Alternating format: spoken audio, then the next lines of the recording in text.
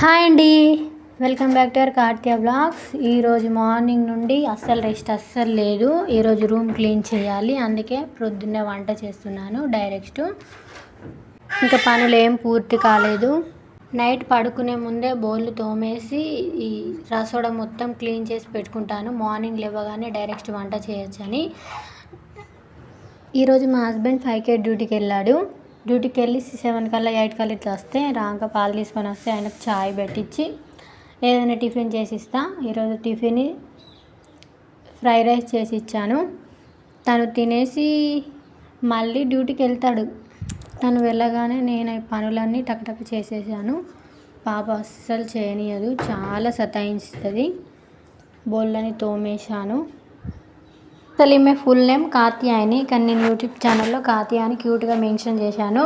మా ఫ్యామిలీలో మాత్రం ఆమె పేరు ఎవ్వరు పిలవరు, ఎవరికి చక్కగా పిలవరాదు. ఎవరికి ఇష్టం వచ్చిన పేర్లతో వాళ్ళు పిలుచుకుంటారు. నేను ఈ పేరు దేవత అమ్మవారి పేరు కాబట్టి ఈ విధంగా పెట్టాను. నాకు చాలా ఇష్టం. తన పేరు పిలిచినప్పుడల్లా అమ్మవారిని స్మరించినట్టు ఉంటుందని ఈ విధంగా పెట్టాను. నేను ఈరోజు కర్రీ సాంబార్ చేశాను. మీలో ఎవరికైనా ఈ అలవాటు ఉందా? పప్పు ఉడకబోసేటప్పుడు తీసి అందులోకి వెళ్ళి చక్కెర నెయ్యి వేసుకొని తింటాను నేను. మీలో ఎవరికైనా ఈ అలవాటు ఉంటే నాకు కామెంట్ ద్వారా చెప్పండి. ఇక్కడ క్వార్టర్స్లో ఉన్న వాళ్ళందరికీ ఫ్యామిలీ వెల్ఫేర్ ఏర్పాటు చేశారు. నేను కూడా వెళ్ళాను. వెల్ఫేర్కి వెళ్ళిన వాళ్ళందరికీ స్నాక్స్ పెట్టారు. అందులో ఒక స్వీట్ బాగా నచ్చింది, అది నేను ట్రై చేస్తాను. షార్ట్లో కూడా అప్లోడ్ చేస్తాను, చూడండి.